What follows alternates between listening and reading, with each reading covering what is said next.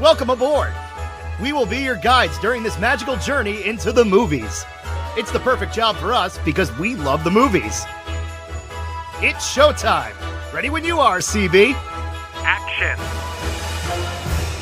Welcome to Monoreel Radio, episode number 386. I'm Sean. And I'm Jackie. And we are here this week to review and discuss the Cheetah Girls, One World. This is the epic conclusion to the original Cheetah trilogy. So it goes without saying that neither of us had seen this film. Yeah.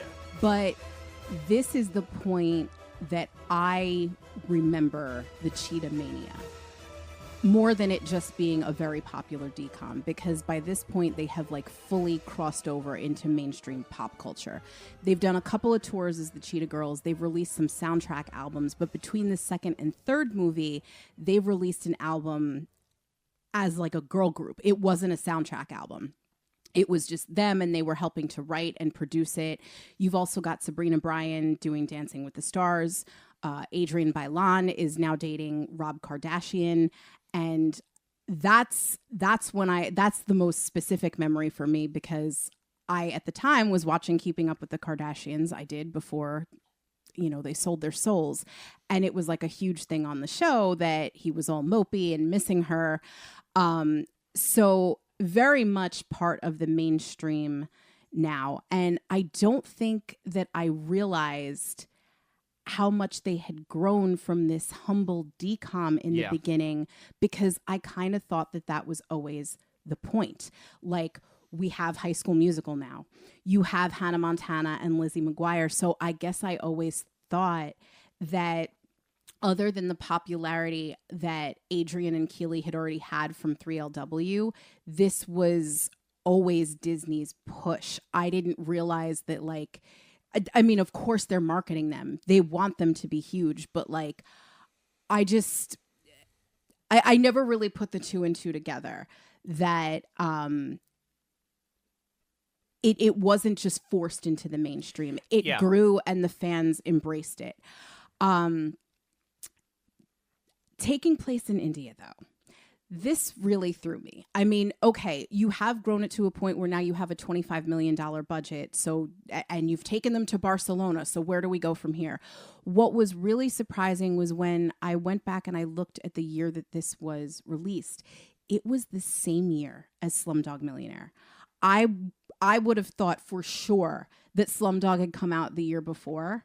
And because of the popularity, that's why they decided to do it. Because if you remember from Slumdog Millionaire, I mean, obviously it was a huge film, critically and commercially acclaimed, cleaned up at the Oscars. And then I remembered like the Bollywood craze that ensued. Like, Jai Ho was everywhere. It was playing on mainstream radio. The music video was everywhere. And specifically, the dancing became incorporated. You started seeing it in so many music videos where it was like a mashup of Bollywood and hip hop. You started seeing so many videos with like bright colors being shot. And another thing that I remember very specifically was on So You Think You Can Dance. They started incorporating Bollywood as one of the dancing styles. So it was everywhere. And I would have thought for sure that one led the other. Just wild coincidence they were released the same year. Yeah. Something else that stands out is that we are notably missing 25% of the Cheetah Girls. Really? You're only going to give her 25%? I mean, I know we are a 4-part harmony girl group here, but we're going to give her equal billing. In spite of her protest, yes. So Raven Simone, famously missing from the third Cheetah Girls movie. Now, I had assumed that was because she was doing the very typical thing that you see young talent do when they want to break away specifically from Disney, and they want to break away from the DCOM, and they want to take more serious roles, or let's call it what it is, they want to break their contract so that somebody else can go bid for their services. Not the case with Raven Simone. The reason why she did not do the third Cheetah Girls movie, there is some drama amongst the Cheetah Girls. It started then, and it's continuing now. Keely Williams and Raven Simone had done like a TikTok live together. So they're still talking. They're still talking. Okay. They're still talking.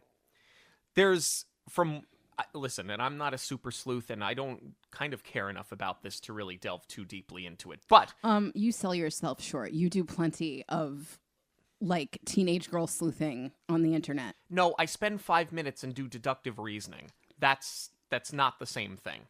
No, but you've got some. You have called some things. Yeah, it's called common sense. So you've got Keely talks to Raven. Raven talks to Adrian. Keely talks to Sabrina. Keely does not talk to Adrian. That's wild. So Because they already had the working relationship before all of this started. correct. So here's what happened, and this is from the source. I am set. Well, yeah, you're not standing. Raven Simone passed on doing the third movie because of what she called the click that happened in the second film. So, like you just said, Keely and Adrian had a working relationship from 3LW. I guess because, and this I'm just sort of assuming, because Keely and Sabrina have become so tied together, they are very, very close friends. I'm guessing what the implication is that Sabrina, Adrian, and Keely have now pushed Raven aside. Mm-hmm. Raven said she did not come back to the third film because of the clickiness. That she didn't feel like she was in the Cheetah Girls, that she was kind of like the one that had been pushed out.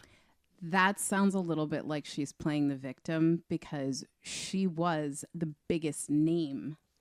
When they started, she was already a household name. So, like, you would think that she was already separating herself from them because it was, like, beneath her to join a group. Correct. So that kind of sounds like she's flipping the script because, I mean, my insider information is coming from the Magical Rewind podcast, which Sabrina is the co-host of, and obviously she has talked in detail about her experience on these films. They had Keely on. And like you can just tell the rapport that they have. Like the kids are calling each other auntie and Yeah. all of that. So they very much stayed in each other's lives throughout.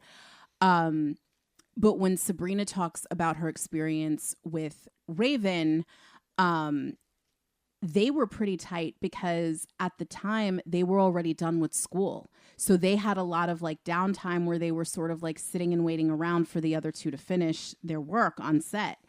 But you never got a vibe like there was drama on set from any of the things that she said. I just figured something happened after the fact because she said the four of them have never been together in a room since the second film.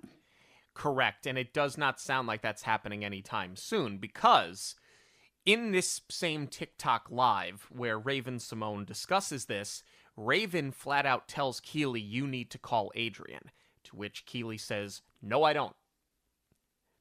Because evidently they had a falling out and it kind of came to a head. Keely lost her father. Mm-hmm. Not only did Adrian not call her to offer her sympathies, she no-showed the funeral, and that is now like the brick wall that Keely is putting up, and it's like, until we rectify this, I don't need to do anything. In the interim, there have been separate videos where the question of a Cheetah Girls reunion has been broached to Adrian and Raven, and they said, we'll do a reunion as the two of us.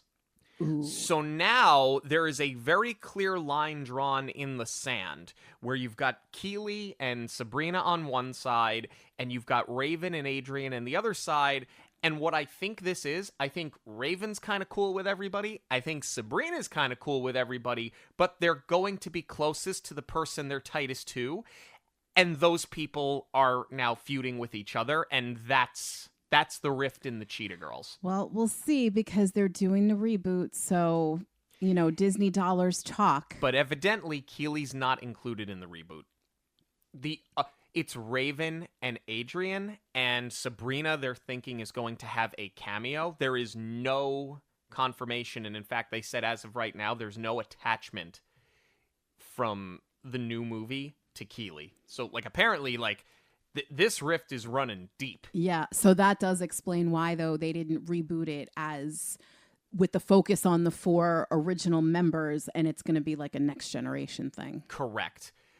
Now, does this, I mean, this rift is new, but does the fraction in the Cheetah Girls not having Raven in the movie bleed into the script? Meaning, does it feel like something's missing? Do we feel like we've had too much of a good thing? And do we realistically need to see more Cheetah Girls? That, on top of many other things, is what we are here to discuss today. This episode is sponsored by Where in the Park. Our friends at Where in the Park make seek and find card games designed to play in the theme parks and turn your day into an interactive adventure. Game packs come with a deck of cards, each with an image on it that is hidden somewhere in the theming of the park, helping you to discover details you've probably walked past 100 times. Where in the Park game packs will spark curiosity, encourage connection, and make every visit to the parks even more memorable. Visit monoreelradio.com and click on our affiliate link to purchase your game packs at a discount. With Galleria off to Cambridge, Aqua, Chanel, and Doe struggle to keep the Cheetah Girls going. Things look up when they receive a phone call offering them an audition for a Hollywood musical film. However, after the audition, the director, Vic, offers them the roles and explains that it's Bollywood, not Hollywood. Well, Aqua and Doe do not want to go to India, but Chanel explains that they can be international movie stars. Plus, she has a crush on Vic, so they decide to go. Well, unbeknownst to them, Vic's uncle is the producer and needs 1 girl, not 3. They arrive in India where a mystery man asks the girls to tie a string to a tree and make a wish. On set, they meet the lead, Rahim, and they clash with the choreographer, Geeta.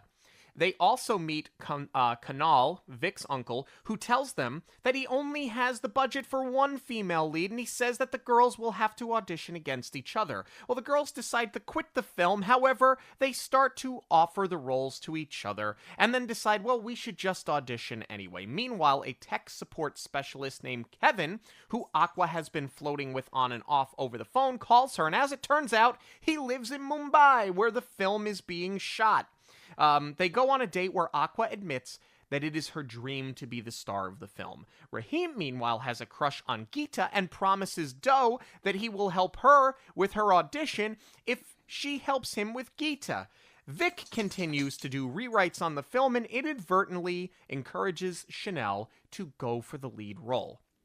He faces his own challenges as he continues to go over budget, has no set, and faces his uncle potentially pulling the plug if they are not in production within 1 week. Well, it turns out that Kevin is a Maharaja and his parents have a massive palace that Vic and the rest of the crew are able to use, with the caveat being that Aqua needs to be cast as the lead. Doe, meanwhile, sees Chanel holding hands with Vic and is under the belief that Chanel isn't playing fair. Well, Chanel learns that Aqua is to be cast as the lead and believes that she is the only cheetah playing fair when she sees Doe helping Rahim with his choreography, and this causes friction between the 3 cheetahs. After they audition, it is decided that Chanel is the chosen cheetah. While initially disappointed, the girls shift focus to helping Vic, Rahim, and Kevin chase their own dreams. They also convince Vic's uncle that they need to cast Geeta as the lead, as everyone believes that she is a star and she's going to break out, which he then agrees to do. With the cheetahs cast in supporting roles, the movie ends. I mean, if there is one thing consistent, these movies just end so abruptly. I was fine with, the dancing off into the Barcelona night and just assuming everybody goes to party. But I feel like I was good with it for the second one, but I feel like if we had a clear-cut winner, that would have helped a lot as a springboard for the plot here, because I'm just going to say this now. This felt every bit of a DCOM where you've got a razor-thin storyline threading these big musical numbers together. And I get it. It's Bollywood. You're going to want to make a spectacle of each of these songs. But you sacrificed your story big time. The more things change, the more they stay the same. Our first opening shot is the 2003 stock footage of Manhattan. Yes. It's just hilarious. It cuts against nothing anymore. And yet they're still going with it because they shot it, gosh darn, they paid for it, and they're going to use it. We immediately get into our first musical number, which we are going to talk about as their own separate entity after we get through the plot here. But it's worth mentioning now because this is another audition. Yes, yes, yes. We are still in the audition phase. And this is what I meant before when I said it would have really been helpful to find out if they won. I wasn't missing it at the end of Cheetahs 2. But now, if they had won this competition, presumably they've got a lot more notoriety. So they shouldn't have to still be on this audition grind. They could have reset where like Cheetahs are gaining so much momentum, but now we've got to deal with Galleria stepping out. That would have posed a much better and more natural conflict of Yes. where are we now without her as a three-part harmony without her songwriting. Right. How do we move forward without feeling like we're betraying our friend? It would have just flowed so much more naturally. And instead we get Galleria is taken, not even that we're starting in college in the fall. It's a college summer class that she's taking early. It's like an early admissions, yeah. Yeah. Galleria, who was ready to drop college at every chance that she got in favor of the Cheetah Girls exploding. It just, I don't buy it. And you could have kept her thread alive throughout the rest of this film if you didn't write it off in one line like that. It could have been so much more beneficial writing to the fallout, especially when the theme of these movies is choosing the friendship first. I mean, here's the thing. You're not going to kill Galleria off because she's not a Disney parent. So you have to figure out a way to get her out of this because Raven's not coming back, right? So the one through line and the one conflict that was consistent through the first two movies was Galleria and Dorothea debating college. So I'm fine that you finally have an end to that role or an end to that path. Yes, I agree with you. I don't buy that it would have happened because she fought her mother tooth and nail, which is why we needed to see she and her mother like come full circle and have a bigger understanding of each other. You kind of tease it through the first movie. By the second movie, you've kind of abandoned it and you don't really know what it is. Mm. But you had to get her out of there. She's not going to just quit Cheetah Girls, so I guess this is the most logical thing to do. But to your point, this is another audition because all of these other, like, we're going to make it big by winning this, we're going to make it big by participating in this, you still haven't. So all of these things that you've entered into, all of these competitions, all of these auditions, it keeps leading to nothing.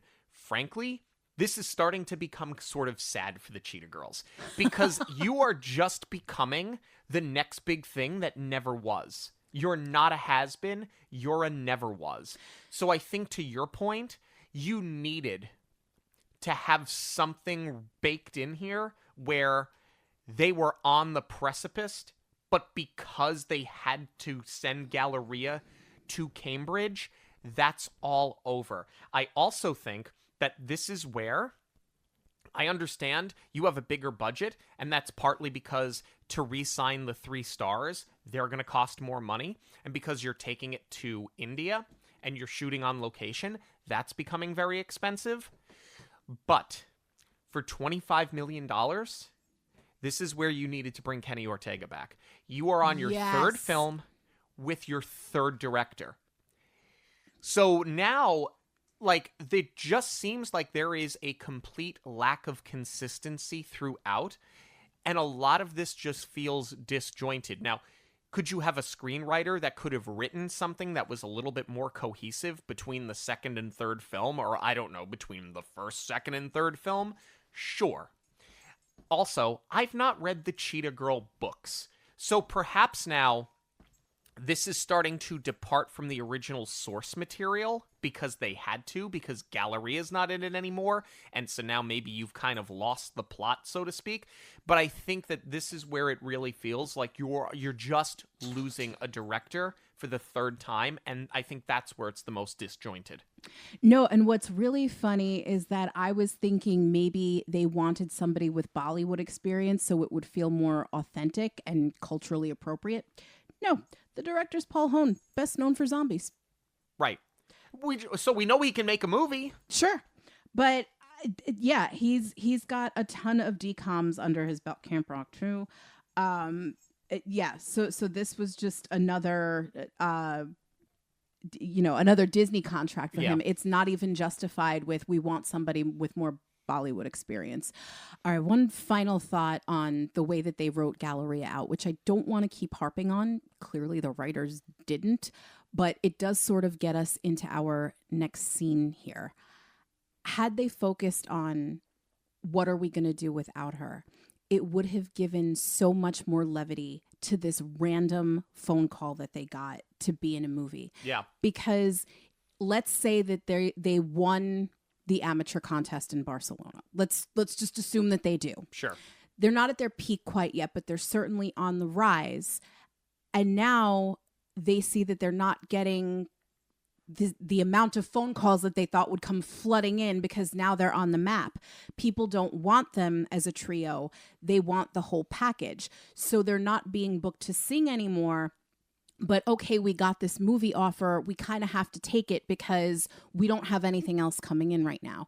Instead of, they get the call, they have to go audition for the movie now all over again.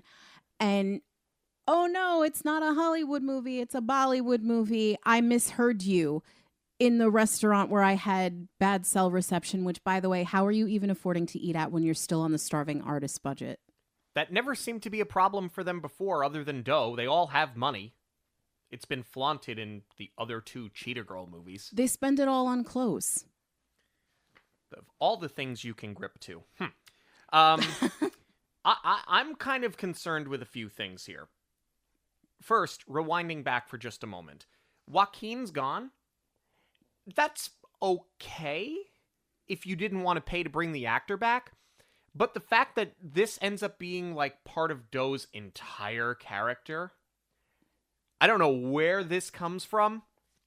Because Doe was somebody that was not very comfortable in her own skin in the first movie.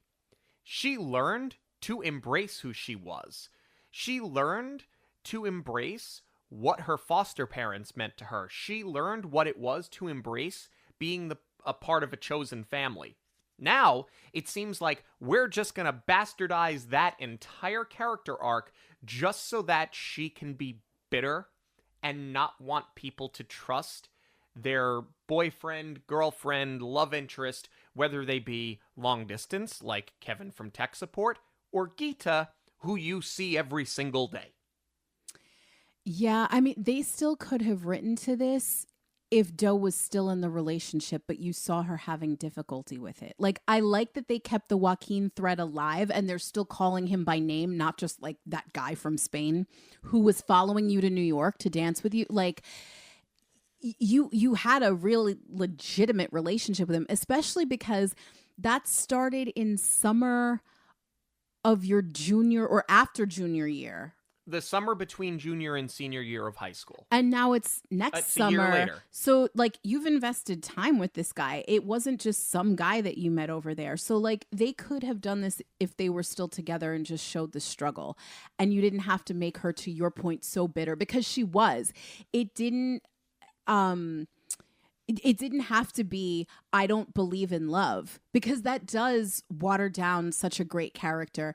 It could have just been, this is hard. Think about what you're doing. Look at what I'm doing. And it doesn't seem like he dumped her. It seemed like this was a mutual decision between the two.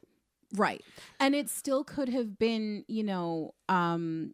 leaning into the girl power of, leaning on your friends for support through this instead of, again, just trashing men. Speaking of, getting back to the scene with this audition. This is a mess. This The whole director thing is a like mess. 19 years old. Yeah. He's a kid. And I understand he's getting his start. And I understand that his uncle is financing the movie. And I understand that you have to give Chanel a romantic interest. However, baking in this is your one shot to not waste my money, and if you do, you're gonna go to dental school, Herbie. This whole thing is just dumb. And the other thing is, it is well known that his uncle is like one of the biggest producers in Bollywood. Why is he giving him just one shot? And why is he giving him just one shot on something that, I mean, he's got a modest budget that he has to live within. And I like that his uncle's teaching him, like, you can't just blow the budget because I have it. Mm-hmm. Like, you gotta work within your means here. It makes absolutely no sense that this is, like, part of their, like, family's lineage. And it's like, you got one shot, and if you don't like it, go yank teeth, kid. Like, this whole thing is just dumb, dumb, dumb. Yeah, it's a mess. I mean, I can appreciate that they didn't write this as straight nepotism, that he's just blowing his family's money and that there are stakes because his family doesn't just want to hand everything to him. But we later learn that he went to NYU, which is not easy to do to get into their film program.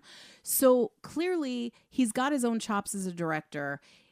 He's got his own talent to stand on, but I wish that they had made it about that. Like, maybe he's still in college and he's doing this as a summer project and he wants to do it without his family's money.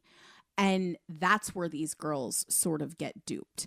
And again, just having them audition for it and them blindly following them when he's still writing a script, he doesn't have a schedule, and there's confusion over, I thought you said Hollywood, but it's Bollywood.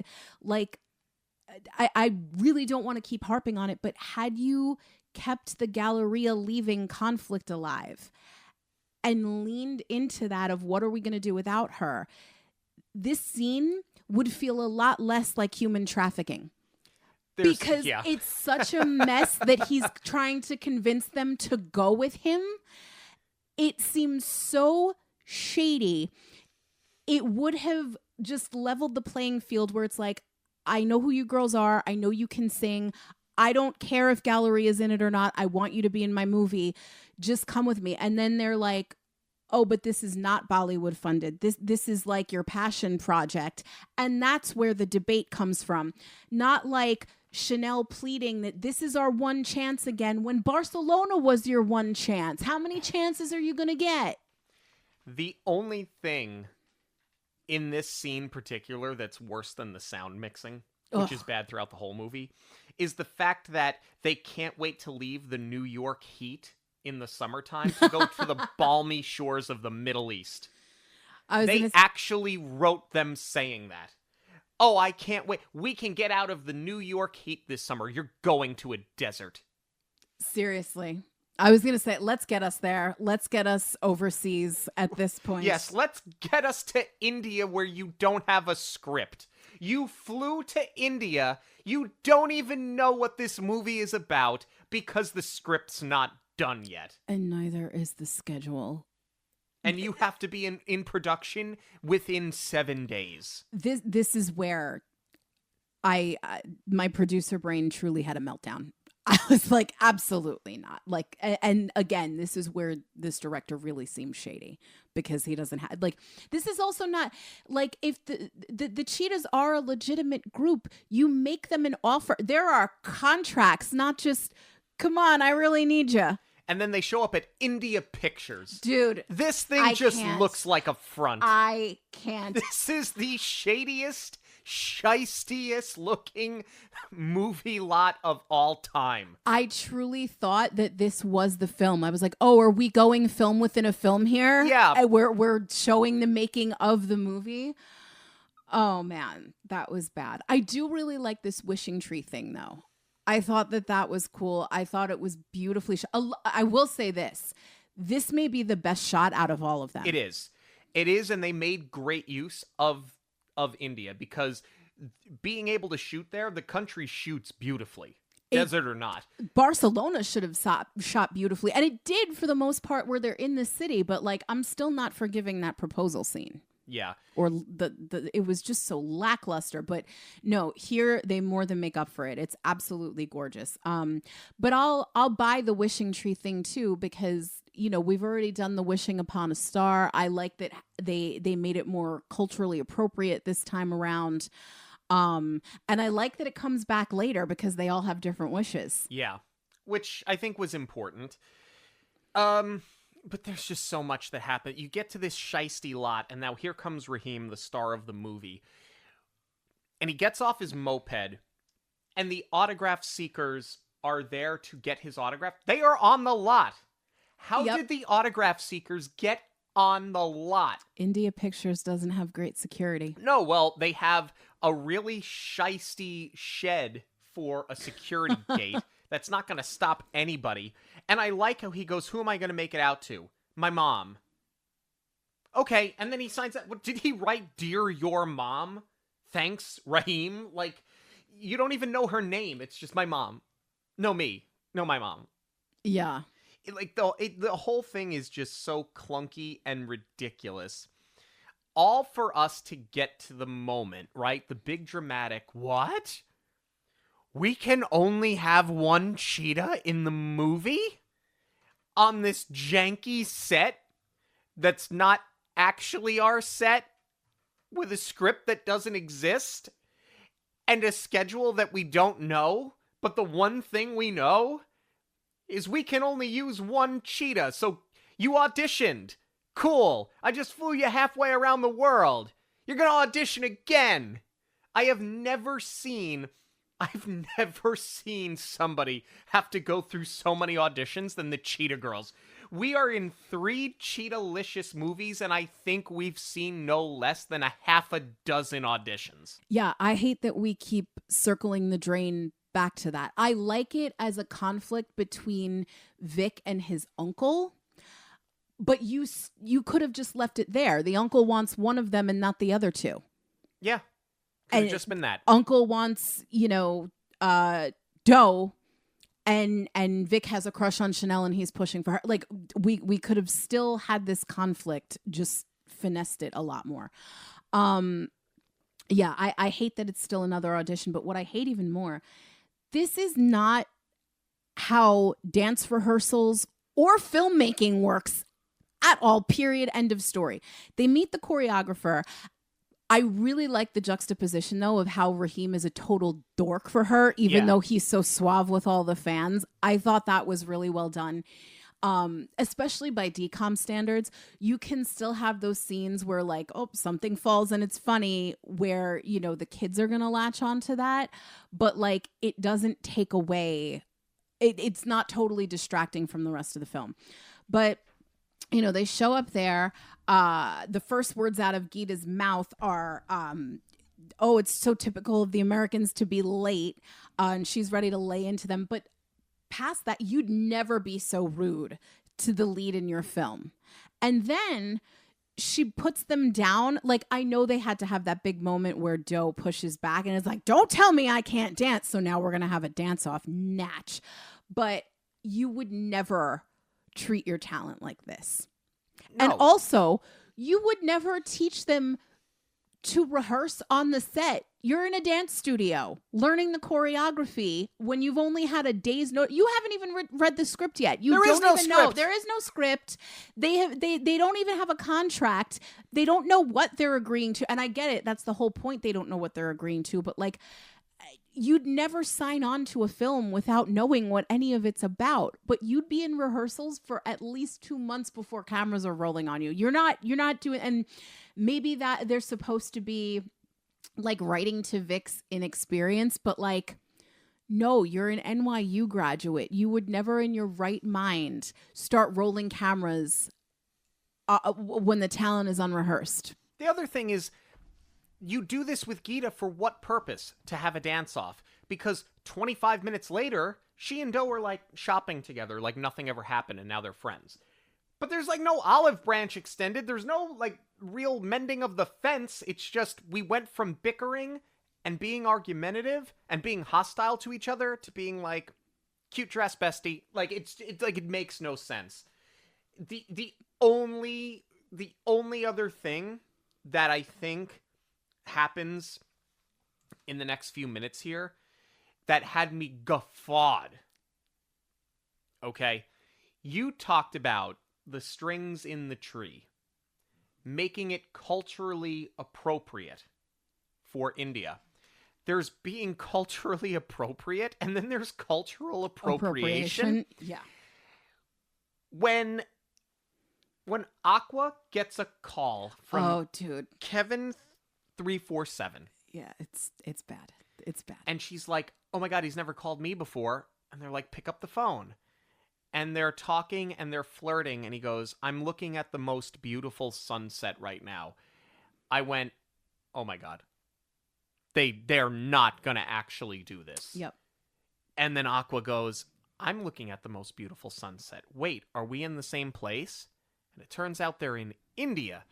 And Yep. I thought to myself, oh my God, they actually wrote in 2008, which by this point, like, especially Disney, like, you sort of knew better. They wrote that he's Indian tech support. Yeah. Now look, we've all called tech support, and they tell you, "Hey, my name is Kevin," and it's like, no, it's not. Yeah, or Kevin or Steve or look, Adam, and some white guy name, and we know that it's not. And the joke's always been, though not entirely a joke at all times, because, like, sometime, at least for a long time, those were jobs that were shipped overseas. But I couldn't believe they wrote it for a comedy in a DCOM, and then she says to him, "Oh, you don't sound like you're Indian," and he loses the American accent, starts talking in his actual accent, and then admits his name isn't Kevin. I could not believe that Disney actually wrote this into a DCOM. Yeah. Like if Judd Apatow did it, I'd be like, all right, we can all laugh at it because it's uncomfortable, but, like, someone's going to be mad about this. I couldn't believe Disney wrote this in a movie. No, and this is not like, oh my God, they would never do that now. Like, even then, it was... I'm still... Yeah, You can't find the words. No, I really can't. I really can't, because it's just... It's horrible all the way around. And there was also no need for it in the story, because Kevin serves the film more than he does the Cheetah Girls. You could have had Aqua's character meet him here. They could, well, you know what? But then you run the risk of this being too much like Aladdin. If he's trying to downplay how wealthy his family is. Right. And they're meeting, sort of just in the middle of the street. Like, it is sort of a retread of Aladdin if you do it that way. But, like, we could have done anything. He could have had any other occupation than tech support. You literally wrote a stereotype into this. It's terrible. Right. It's awful. And there were a million other ways too that Aqua could have had this because even when they set it up in the beginning, you're not modifying your laptop because of what some guy told you to do over the phone. It's so bad all the way around. You could have just had it that Kevin was an acquaintance of Vic, and or that it was a chance meeting, right? Rather than this forced meeting nonsense without having to write a stereotype in this film. Well, because the other thing is him hiding his generational wealth. It's sort of similar to Joaquin, but Joaquin, he had the title, but he had no money. But the fact that they're trying to hide what, at least at a bare minimum, what their social status is. I mean, yeah, that in and of itself is just a total rehash. But it's just distracting. I'm like, they're not actually gonna. Because this starting to feel like Saturday Night Live. And then they did it. Usually when you do stuff like that, you're doing it to make it uncomfortable for the sense of comedy. And when you write to a stereotype like that. Not to make it true to life. Like, I was just astonished that it was in a DCOM. And listen, I'm not offended. I could, like, on the one hand, I could kind of care less. I was just surprised that they actually did it. And let me ask you a question. How come this doesn't have the warning? That's exactly what I was going to say. Why doesn't this have the Disney Plus warning that goes, it was wrong then, and it was wrong now, that we wrote this thing in 1940? Well, you just did it in 2008. Is it because the people that are running the studio now, is it the people that are directing DCOMs now that are putting money in your pocket and doing your direct-to-streaming content? Is it because they had a hand in it, so now you don't feel the need to apologize for it? I'm just saying that there's a double standard that's existing here, and that's, I think, a part of a bigger conversation. But that's all for me now. No, you're right. And that was the thing that I couldn't believe is how was this the first time we heard about this? Like, you would think there would have been such an uproar over it. Like, you would think this movie would be canceled because of something like this, and nobody's talking about it. Where I will say this character works, and again, there were a million other avenues that you could have taken to get him into this film, is that the Cheetahs are trying to honor their promise to each other of, we're going to audition for this fair and square, and may the best lady win. And they're really trying to keep their word to each other. It's everybody else that has an ulterior motive and a different, they're pushing their own agenda. And then, then you really get into the DCOM of it all of, you saw something out of context or heard something out of context, so now we're going to get mad instead of talking about it, which, all right, fine. But I like that the thread of friendship is still very much at the center of this film. Yeah, I mean, at least that's consistent. And then they do sort of unravel it with what you just said, the typical, I'm seeing something out of... Well, no. Chanel holding hands with the director, there's not a lot to take out of context there. Well, yeah. I think... But she's doing that, and you could argue actions speak louder than words. She is holding hands with him, but she's telling him, no, I'm not just going to take this from you. I'm not going to have it handed to me. I want to audition against them. Yes, but that's the one thing that of all things that are taken out of context, that's the one that's kind of the most on the nose. And then she ended up getting the role anyway. So like, and some of it being a stretch, like Doe helping Raheem with the choreography. She's a dancer. She's helping him rehearse.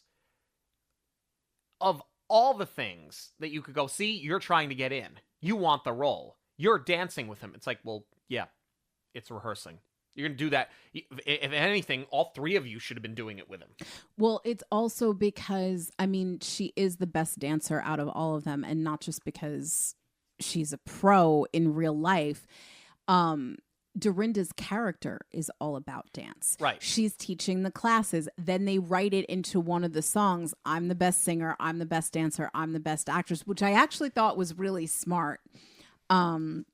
We'll get into that later when we talk about the musical numbers, but it's also to help him with Gita. And this is where she's a contradiction of herself, because it's, I don't believe in love, but I'll help you with the choreography, because he's so nervous around Gita. He can't ask her for extra help with the choreography. He's got to get it from somewhere. So like that all works. Yeah. They each have their own, well, Kevin's kind of a stretch because now he's the new location owner, which, you have a location manager? the location owner, I mean, yeah, it's usually who either owns the business or the home that you're shooting in. But like, that doesn't mean that you're working on the film. It means you're being compensated for kicking you out of your home or your business in order to facilitate the shoot. Right. So that's a real stretch for him to have a vested interest in who gets cast. I mean, obviously he likes Aqua. He wants her to be chosen, but like,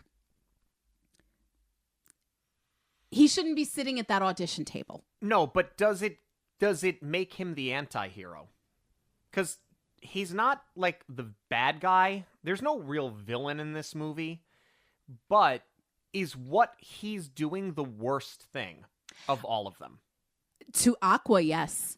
And I like that they call it out later. And she's like, I wish that you would have just let me do this and audition on my own. You tried to buy my way in. Yeah. I like that they call that out. And likewise with Chanel, I she ultimately is the one who gets the part, but she turns it down for the sake of the girls, which sort of goes against everything that was set up in Cheetahs too, because she was going to perform with Marisol. She was doing it. She didn't feel great about it, but they said one of us should represent the Cheetahs. Where was that this whole time? But they had a whole scene where they said, we're all going to audition, and whoever gets it, and that's the end of it. Nothing will go wrong here. In this film. Yeah. So you've already undone the one thing that you said you were going to do 15 minutes ago. And then within 10 minutes, this movie's over. That's the thing. You rushed to get to the end of the movie. I talked earlier that I literally have no more notes on this movie. No, that's exactly because the movie literally they have one song where they do the mopey walking at night with their arms crossed, staring up into the sky. And yes, we're going to talk about the music in a few minutes, but it's what you've seen in every musical. And then they come back together and they're like, look, Geeta's dancing with Raheem and they look so cute. Geeta's the star. Let's go tell Uncle. Uncle, Geeta's a star. Why have I never seen this before? Roll camera. The movie's over. That's literally how this movie ends. Well, that's exactly it. They had to end it because there was nowhere else to go. You wrote conflicts for the sake of creating conflicts, not because they naturally came from things that were set up in 2 movies prior. And this is exactly what I was talking about. The plot is just so razor thin for the sake of all of these big musical numbers. And you crash land this ending. I mean, you could have at least faded into 3 months later, 6 months later, and just show the Cheetah Girls. It could literally be the 3 of them getting out of the limousine at the premiere and walking into the movie theater. Just show me that the movie has a natural ending. That would have been cool, actually. And if the door was open with Raven, you could have had her do a quick cameo to show her support. Well, there was no open door with Raven. That's the thing. Raven didn't want that door open. She shut it. But it's not another film consecutively that just has such an unnatural, janky ending. But, all right, let's go ahead and talk about the musical numbers here, because there'll be a lot of them. Yeah. Blanket statement for the musical numbers. I don't like the songs as much as I did in Cheetahs 2. Yeah. Like this lyrically and, musically. But the cinematography, absolutely incredible. Yeah, so I'm glad you said that. I think of the 3 movies that we've got here, these vignettes, musical numbers, videos, whatever you want to call them, I think they are shot the best of the 3. And I think they feel the most, in place of the 3 movies. But there are some lyrical issues in 1 or 2 songs specifically. Starting with Cheetah Love. See, to me, this worked much better than what they tried to do in the first one as far as an opening music video style type of shoot. And I thought that's how we were resetting. I was like, oh, look at this. They won the contest, bigger budget now. Yes. And instead, you learn that it's almost like a dream sequence. Shot really well. Love the outfits. Love the like these ladies were on point. Like you could tell how much they are seasoned pros now. The way that they are carrying this, because there's one less of them. The shots where they're looking directly to camera, like they're just so confident. They're not like milking it. It's not forced. It's not put out. They all look absolutely fantastic. The dancing is great. This is just reflective of everything that they've been working for, except in Story World, it's actually not. The biggest issue, though, is that you talk about in the lyrics being together for life and being sisters. There are literally 3 of you here. The 4th one's gone. It's the first thing that we see, and then the first thing that we learn outside of the song, other than the fact that you're on your umpteenth audition, is that you're not together for life because Galleria's gone. My guess is that they wrote this before she didn't sign on. I'm guessing they knew that they were going to do a 3rd movie, and they rolled with the lyrics despite Raven canceling. What was really interesting to me, though, is that, you know, you're singing about, you know, sisterhood and all that stuff. And on their dressing room mirrors, they have pictures of each other, of the girl that is standing right next to you. Yeah. This isn't like you put your friend that you miss in your locker or something like that. Like you can literally look over your shoulder and one of them is going to be there. I think this was their way of addressing that Raven was out, because the biggest question is, where is she? Where is she? When you don't see her, correct, you know, within the first couple of lines or leading it off. But it was just so funny to me to see these pictures, because I don't think that they were pictures that anybody took on set. I think that they were screen grabs, and that's how you get away with not having to pay Raven, because if it's a screen grab, Disney owns it because they've distributed the film and they technically own that shot of them in Barcelona. Whereas if it had been like, let's say, a selfie that Sabrina took with the 4 of them, all you need is clearance from Sabrina to use her picture.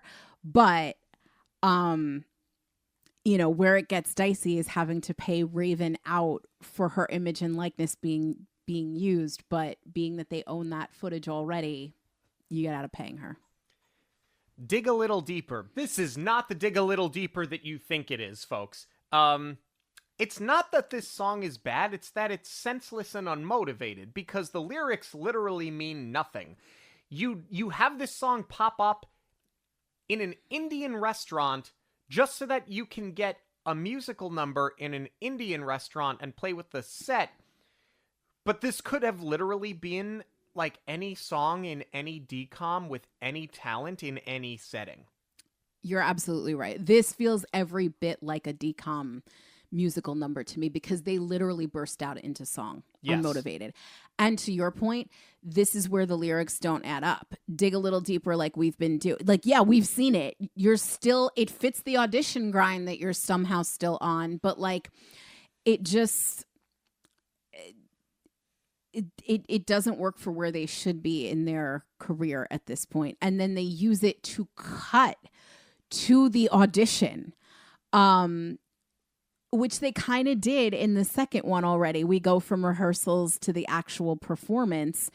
Here you're just kind of doing the reverse. But I will say, love the outfits, love the choreography in this one. Like, they're clearly having some fun dancing with the prop chair. So then we get Dance Me If You Can, which is our dance battle. Cheetahs, you are not in control of this situation. You are paid actresses on a film. You are the talent. You are paid to be there eventually, because you're all there without contracts because you don't have a script for the zillionth time. However, because you signed on for this, technically, although you didn't, but you did, but you didn't, but you did, because this movie is so horribly written, you're not in control of this situation. You are paid talent. You have to make them think that they are. Otherwise, they get very difficult. Yeah, I don't like the setup for this number at all whatsoever. It's completely unrealistic, but to get them into this setting, it's absolutely gorgeous. This is probably the most beautifully shot number in the entire film. I just don't like these lyrics. It's supposed to be a play on Catch Me If You Can. I get that, but Dance Me If You Can. And I bet you we have to go back and revisit it because remember when we did Billboard's countdown of the best Disney songs? Yeah. There were so many Cheetah songs on there that we had no idea what they were. I'd be interested to see if our opinion of that list changes. I'll be furious if this made it. There's a few contenders where I'm like, all right, maybe that justified its spot. I mean, not taking away that Hunchback was not on that list at all. I don't think any of these songs deserve a spot over Hunchback. But I bet you because they were so massively popular, I could see this song being on there and it's going to irritate me to no end. Fly Away. This song is vocally, it's a good showcase for the three of them. It is, but I also hate it. Leading into this, it was another, maybe we should break up, and then they do an outfit change, and then they sing about maybe they should break up. Which is basically the exact same thing that happens in the next song, What If? Now, What If at least it feels like it belongs in this movie? It feels like it was written for this movie, not written for any movie, which is the problem that most of these other songs have. But the issue is, you already said you're not going to break up. You agreed that you're not going to break up. So why are you wondering, what if we this? What if we that? You just agreed that you're not going to do it. Well, my guess is this is probably some inside baseball stuff that we don't know about, because what was interesting to me is that each of the girls got a solo number in this. So this was Adrian's solo. I don't know, could you make the argument that they were going for a radio hit? Yes, but she's already got radio hits with Keely in 3LW. If anything, give it to Sabrina, because after all of this is over, you don't know that you're doing another movie. You've done your trilogy. If it's the girls within their own contracts for the Cheetahs vying for solos so that they have something after this is all over, if anything, Sabrina should have been the one pushing for that, because the other two already had their career. So it just didn't really make sense why they all had solos. But I will say, I think this is a great vocal showcase for Adrian. I think she crushes it, having to carry it on her own. And I love the lyric, if I win, what would I lose? That transcends not this song, not this movie, but it's just so relatable for anybody who's starting to have success. And, it's what cost does it come at? Yeah. Stand up. Sit down. This is just a weak filler song. I wish that they would have cut this song and had given the movie a little bit more time to breathe. And I'm going to just leave that note there for when I talk about the next couple of songs. You can go right into it. I don't even have a note on that song. Okay, good. I'm the One.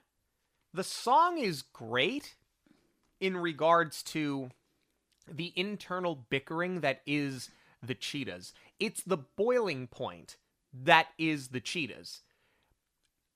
But when you put the guys in and they start singing, they're like insufferable clowns.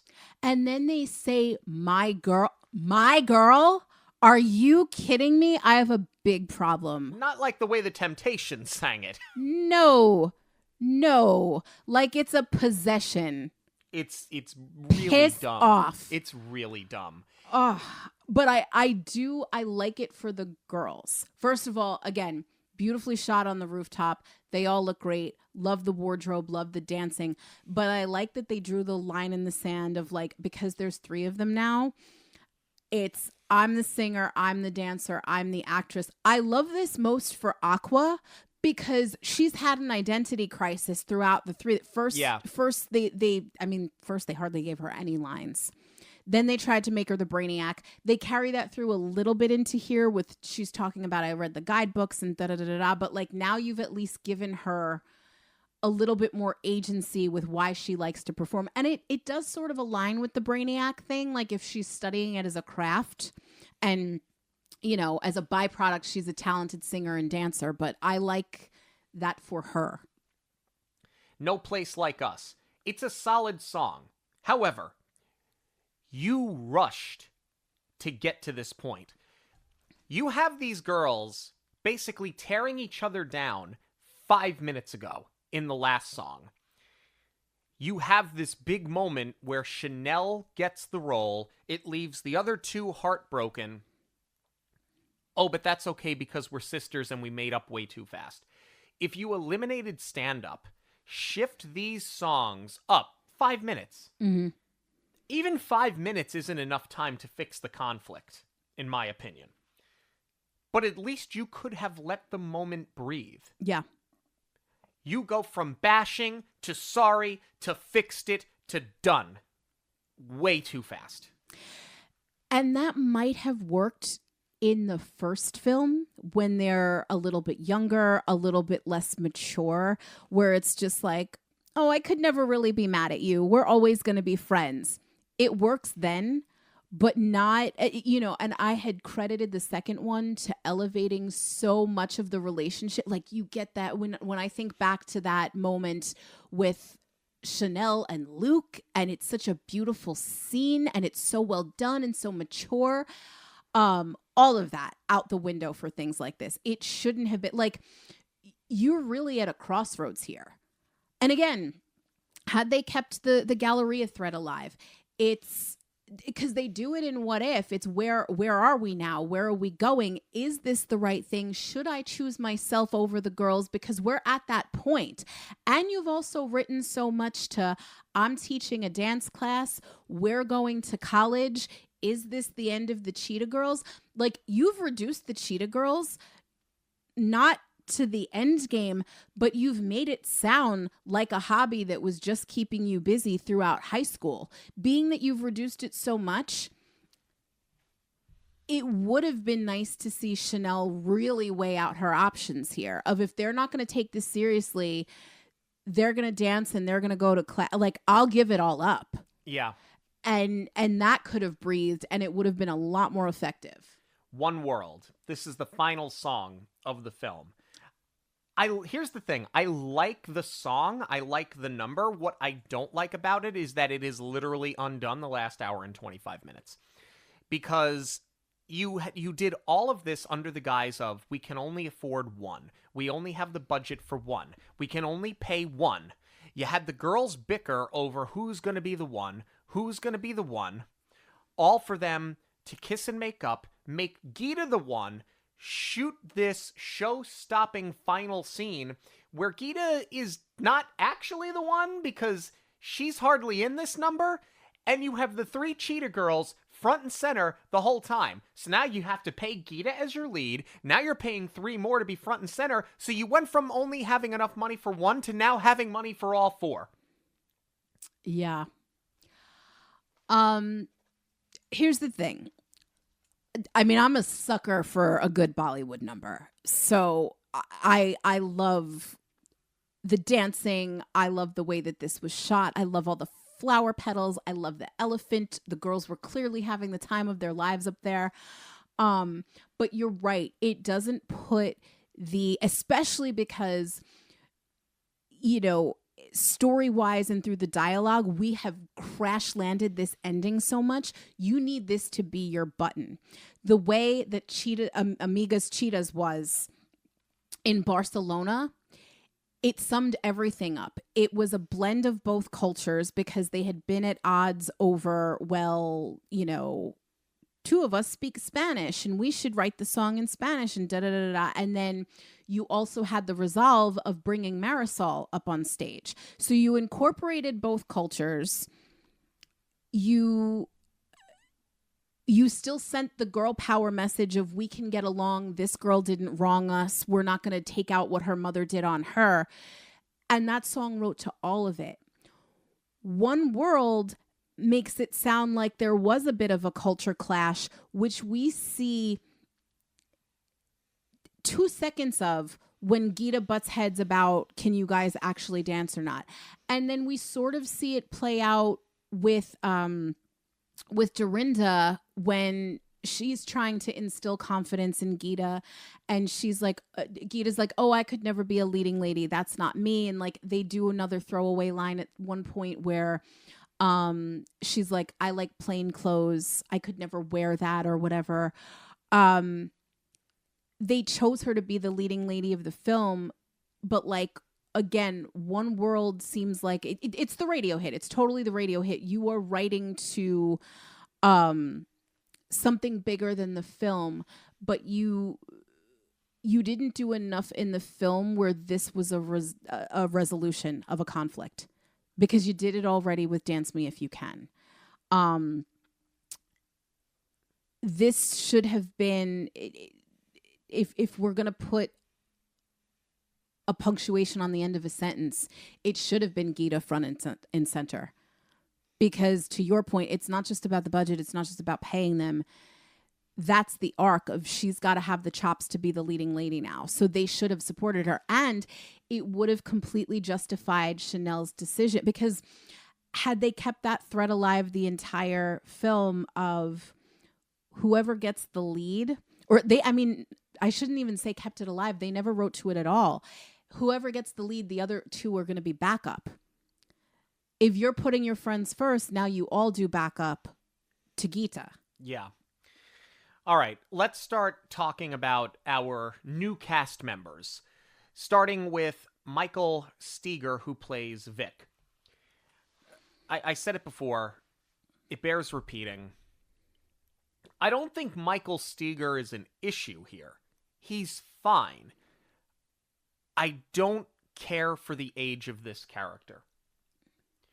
You know, I think that for somebody to have family where their roots run deep in Bollywood, I just feel like the amount of pressure to get it right the first time makes no sense. I think the fact that you're a first-time director this young makes no sense. I think that the fact that you had to give Chanel a love interest, like, on the one hand, it makes no sense, but on the other hand, like, just call it what it is. Chanel's 19 years old, 20 years old. She's an adult.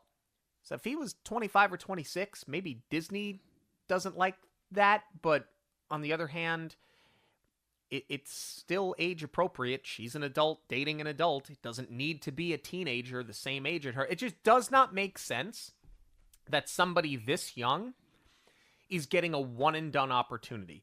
It wasn't like he was trying to, like, it's not like his uncle was trying to teach him how the system works, how the business works, and he decided to bite off more than he could chew.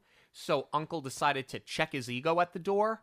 And if that's what you wanted to do, then write to it. It just seems like, yeah, I'm giving this to you. Get it right or go drill teeth. This whole thing is a miss. I agree with you on the age thing, partially. If this is the summer after the girls' senior year, 1920, I think, is a stretch. I think 18, 19 is the age. But it's not like you made Vic 30, you know? And maybe that would also explain, if he had been that age, why there's the pressure from the family of you have to do this now or you have to pick a different career path. But that would be too old and far too inappropriate. Even college graduate, you could make the argument is a little too old. So I agree. Aging down, I think, would have gone a long way. Make him, you know, a sophomore or junior in college or whatever. What I appreciate that they did do with him, because yes, we've addressed the Nepo baby thing, but I like that he's got a passion for the craft. Like, they didn't make him this like tortured artist where it's like, oh, poor me, my family has all this money, but I'm, you know, I want to make my own path and do my own movie my own way. You know, they didn't make him like that brooding, you know, like dark and mysterious and he's got a chip on his shoulder. Like, that would have been so annoying and impossible to root for him. What I really love is that he and Chanel were on the same page. Like, he acknowledged, yes, this was handed to me, but I want to share my stories. I don't necessarily, like, when I write a script, I don't want to do it my uncle's way. I want to do it because I can see it playing out, and I just want to share that with people. And she relates that to singing. I love how they challenged each other through the whole thing. And it wasn't just, I'm going to cast you because I think you're hot and I want you to be my girl. I mean, like, he does say it in the one scene where, if I can't cast you as my girlfriend, would you do it in real life? Which was kind of cute, but like, I like that there was no sense of entitlement. Like, you're my leading lady and I'm going to date you. It was, there was a legitimate common ground between them. And I think that's probably the most mature writing that we see throughout this film. Roshan Seth plays his uncle Kamal. I like this character, and I thought he did a good job with this character. I like the fact that he isn't just giving him the endless supply of money. I like that he is trying to teach him the business, and that he is trying to teach him, like, this is what you have to do with a budget. Like, you have to work within your means. I can't just keep extending it. It doesn't change the fact that it makes no sense that he's going to pull the plug if we're not in production within a week because the script's not done. But that has less to do with the character and just more to do with how poorly written this movie is in general. Yeah, because, you know, in a film with a better script, they would have let this relationship breathe on its own a little bit more. Being that his uncle is the one trying to teach him the business, there could have been that beat with, like, you know, I have to carry out your parents' wishes, but, like, I see that you've got a talent for this. I want you to be able to do it your own way, but, like, we got to get moving here. I also wish that they would have let him breathe a little bit more when they do dinner for Holi at Kevin's family's house. That's a big error because the holiday is celebrated in the spring, not the summer. But Kevin's mother says, I never would have expected a director to be in my house. But, like, he doesn't even care. He's not acting like the big hot shot. Yeah. He's celebrating this holiday and, you know, they're sharing a meal with each other. I wish that would have been able to breathe a little bit more. And that's where you could have also done a lot more with writing to the culture. Yeah. Especially since you got it wrong. Kunal Sharma plays Kevin. I don't know what to make of this character. It is distracting, as I said before, that they make him Kevin from IT support when his name is actually Amar and he lives overseas. I don't think he's a villain. He is sort of an anti-hero. What he does is sort of slimy because it's not just that he wants to do Aqua the favor, it's that he's now holding up Vic's opportunity in the, you know, that's in the balance. Like, the relationship with his uncle is now going to hang in the balance. Rahim, Geeta, like, there is a trickle-down effect. You're basically holding these people hostage to cast Aqua. She is way too quick to forgive him. It's kind of like she doesn't even care that he did it. I guess that speaks more to her than him, but I just don't know if I like this character or not. I think they tried to soften him by him being like, oh, I'm filthy rich, but I'm not going to say anything about it. I mean, he's literally a plot device. Yeah. This is all in service of getting them that location so that they could shoot in Palace, getting everybody under one roof, because, like, you had the villa in Spain, so everybody was staying there. You needed to give them some kind of location that they all had a reason for being. But at the expense of, you know, writing this job for him, which was in such poor taste, and the way it pertains to Aqua, yeah, she should have blown up on him. Like, the fact that you know, and that is something they could have done a lot with it, because it does speak to the culture. Like, when they are at dinner, his mom is pushing, oh, this is his favorite meal. I always make it when he comes home. they're writing to that this character is going to wife her up. And this is where you could have had the culture clash because she's been doing this on her own. She is independent. She doesn't need anybody to buy her way in.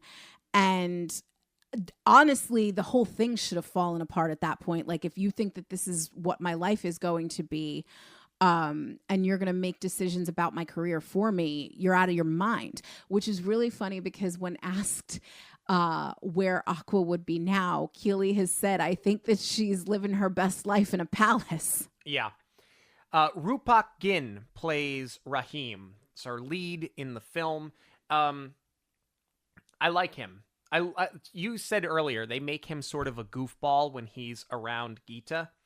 And I think that you needed to do that. I think if he would have just been the smarmy, arrogant lead actor that you eventually need to soften, I think it's played out at this point. We've seen it too many times. I like that they sort of geeked him up a bit. Yeah, with the snorting and the laughter, I thought that was all really good. Yeah, it worked. Deepti Daryani plays Geeta. You know, I think that she was talented in her choreography. I think she's abrasive very early with the Cheetah Girls, and then we very quickly eliminate that abrasiveness. Again, maybe not the fault of the actress, instead very poor screenwriting. I mean, I think she's fine. I think that this character is another plot device. Yeah, I mean, the screenwriting kind of did her dirty. Yeah.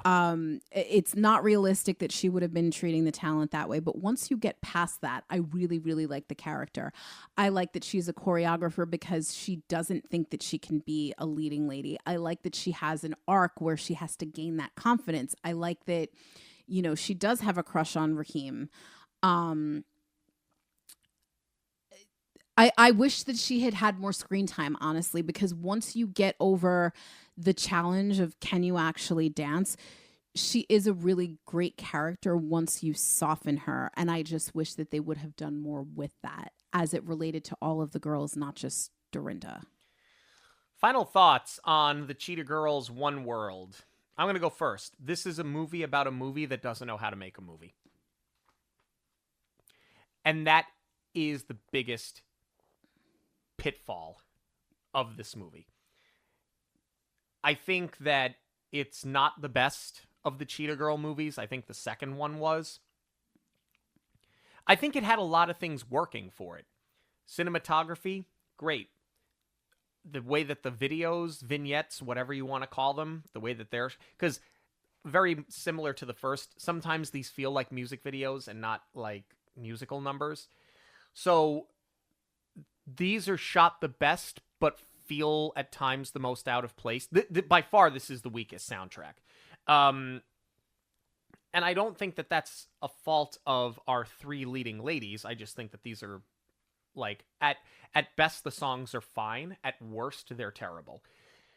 The plot makes no sense. It's riddled with inconsistencies. And I honestly don't know if it's better than the first film or not. I think that, crazy as it sounds because you've lost one of the Cheetah Girls, I feel like the chemistry amongst the remaining Cheetah Girls is probably the best of the three films because now they've been through it 3 times. So I buy them most in this movie, more so than the other 2. I don't know. I can't rank the 3 of them. I honestly don't know if this is better than the first or not. Factoring in Dog in a Hole. Yeah, because at least there were inconsistencies in the first film, but not as jarring as this. I mean, the inconsistencies in this movie undo this movie. That's the problem. So, yeah, not great. Not great. Final thoughts from me. This is a DCOM. This is a DCOM with a capital D. You know, I said it. I really, really enjoyed the second one to a point where, like, as horrible as Dog in a Hole is, I think you could make the argument that I was like starting to fall in love with the Cheetah Girls. That's how much I enjoyed that second one. That's a decent movie. Yeah, and I was excited to revisit these characters again, although I do think it was a lot to do this 3 weeks in a row. I think that's the other thing. I think had we let it breathe a little bit more, I don't think even coming into this one, though, with fresh eyes, that it would have helped it. But what I really loved about the second one, and in retrospect, even the first one, when you take the Dog in a Hole out of it, these really felt separate from DCOMs. Like, especially in the first one, that you made it more street, more urban. It wasn't as poppy and saccharine and manufactured until you get to the Dog in a Hole. And I had applauded the second one for being so mature. This one just negates everything that you set up. You completely lost the Cheetah Girls. And I don't just mean that because you literally lost one of them. I didn't miss Galleria at all. I didn't miss the tunnel vision, the insane focus. The back and forth between her and her mother, which is just not consistent. Yeah, I didn't miss that. But I certainly didn't feel like anything was lacking. That's not to say that I didn't miss Raven, because she's immensely talented. And I think that she was great in these movies, although I just don't like the character. But as far as the performances here, I didn't feel like anything was lacking. Again, character-wise, like it would have been great to see Raven because she's an incredible performer. But as far as like the music video style shoots go within the film, I think the girls carried the film incredibly well. And I don't mean that in the sense of they carried on without her just fine. I mean that in the sense of they're seasoned pros and they did a great job with the very little that they had to work with as far as the script. And I wish that we had seen that more than anything else, is writing to being down the girl that's been the driving force the entire time. I think that would have made for a stronger script, and I think that would have carried through the maturity that you've been building on in the first two. We want to know what you have to say about the Cheetah Girls One World. You can let us know on all forms of social media at Monoreel Radio, or you can send us an email, monoreelradio@gmail.com. News of the week is coming up, but first, a quick break. One of the concepts that has always drawn me to Disney is the idea that storytelling goes hand in hand with travel.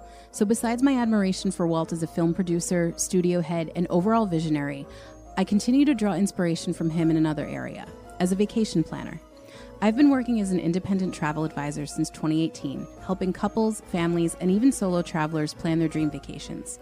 But as long as I've been doing this, I've also had clients experience some not-so-perfect vacations, where I've had to help pivot around some unforeseen circumstances like hurricanes and medical emergencies. So even if you're an experienced traveler, booking your trip with me means having someone in your corner to course correct so you don't have to worry if something goes awry. Whether it's a theme park, hotel, or a cruise, I've got you covered for every type of destination, the planned and the unplanned. So visit monoreelradio.com/travel and I'll be in touch to get started. If you are a fan of the Disney Cruise Line, and if you live in the Northeast, and you have not been able to do a Disney cruise yet, you will have, at least for now, a limited time opportunity to take a Disney cruise. Yeah, this was highly anticipated because Disney teased it on social media by releasing the coordinates of the ports of call. But I thought it was so interesting that you do this now and created so much hype because I heard it from so many of our friends in New York. Once they figured out that that's what the coordinates were, people were really, really hyped about it. But why not create that hype at the D23 Expo a couple weeks ago? Yeah. I had said I figured if they were going to be going out of New York that it was going to be a Bermuda itinerary. But here's what's really interesting to me is that it's going to be the Wish in September and October of 2027. So it almost seems like they're doing like a pop-up shop with the Wish. It makes sense, for the people that do want to get to experience it. That now, the people that live in the Northeast, they don't have to fly to Florida and add that expense to check out this ship. But I was kind of surprised that they're only giving you a year's notice for these sailings. Because I have people that I'm booking for Walt Disney World for September of next year already. So it's like people are already planning their big vacations. And being that cruises are, or at least the Disney Cruise Line is not always the cheapest, and they don't run a lot of discounts. I feel like you kind of needed to give people more time. Not just in the sense of time to prepare, but also more time to do this. I figured maybe summer 2028 they were going to do it and have that whole season up there. But instead, you're doing this for 7 weeks in the thick of hurricane season, right after the kids are going back to school. Yeah, it's when most cruise lines don't run that itinerary, which is sort of interesting. I mean, they a lot of them do, and it's kind of buyer beware, but it's like, this is such a limited thing. Why now? Why not do it over the summer? I mean, I guess they figure once they have your money, they'll give you the option to be rerouted to Canada if they can't get you to Bermuda. But I don't know. This just seemed a little tone deaf to me. Let's move on to Walt Disney World. The highly anticipated release of the International Food and Wine Festival menu has come out, and we have some new items that are sort of exciting. Before I get into the new items, though, there is something I've got to get this off my chest. I'm excited for the Food and Wine Festival, but we are back to the booths not opening at the same time. Not every booth is going to be ready for the open of the festival. We have booths, I think it's Earth Eats, actually, is not opening until October. I guess their idea, and that's through Disney Parks blog, I guess their idea here was, instead of changing the menu, we just don't open the booth. But then figure out a dish that's seasonally appropriate. Yeah, because I'm fine with the rotating menus, especially as a local. I mean, well, here's the thing. I probably wouldn't be saying that if we were here on vacation and there was something that I really wanted to try and I'm like, oh man, they cycled it out already. But like for locals, and they are trying to lean into the pass holders for return visits, it makes sense. Like, I'm not ready to eat hot soup at the end of August. So I am more than okay with a rotating menu. But to just out and out close it, I think there are 3 or 4 locations that are not open at the start of the festival, and they're going to roll them out throughout October and September. But what about the people that are vacationing? Bingo. I feel like it would annoy people more to go for this festival and see that booths aren't going to open for a month. No, and this is exactly what I said about the D23 Expo, is that you have to have the projects that have been announced completed and give them a chance to breathe so that people can come and experience them, because they're not going to want to travel if they know that there are going to be construction walls. Do I think one booth at Epcot is going to make or break a trip? No, but when you're spending the amount of money that you're spending, give people the whole thing. Let's talk about wild. Let's talk about the new items, though, that are coming this year. We're getting a new Belgian waffle at the Belgian booth. Fancy that. It doesn't say what it is, but I'm going to go ahead and say it's Biscoff. That's what it looks like to me. Well, it says what it is if you open up the menu. We are going off of pictures that they posted on the Disney Eats and Walt Disney World Instagrams. So they're giving you the location, just not the descriptor of what it is. But yeah, those look like Biscoff cookie crumbles, and that looks like it's going to be great in my belly. 100%. As does the new crab and corn mac and cheese. So they changed the booth entirely. The Communicore booth that always has the mac and cheese, that's going to be the wedge now. But they're still offering mac and cheese with crab on it. Yes, please. I am so getting that. I know you're not going to eat it, but Nope. like that will be my first stop for sure. Basil pesto chicken dumplings over at Gyoza's of the Galaxy. Yep. This looks phenomenal. Yeah. Oh yeah. Pesto. Heck yeah. I mean, yeah, you had me at pesto, but chicken dumplings, heck yeah. At Italy, you have Pollo al Marsala. I want to be excited, but the Italy booth is so disappointing that it looks nice. It looks like a little lollipop. My guess is that it's probably a wing size. You know what I'm saying? Like, it's not. I don't think it's going to be a full chicken leg. I think it's going to be like bite size, like when you get chicken wings at the bar. Italy is so hit and miss. I can't get excited over it, even though I want to be. It looks like it's served with a gnocchi. So I like the idea of it because it's easier. It's an easier way to eat chicken marsala on the go. But yeah, I to your point, I don't have high hopes for this one. What I really thought they were going to put there is the new cannoli milkshake. I thought that was part of Italy's redemption arc, but Right. no, that's going to be also at the wedge. I will absolutely be getting that. We've got a frozen waffle old fashioned over at Connections Eatery.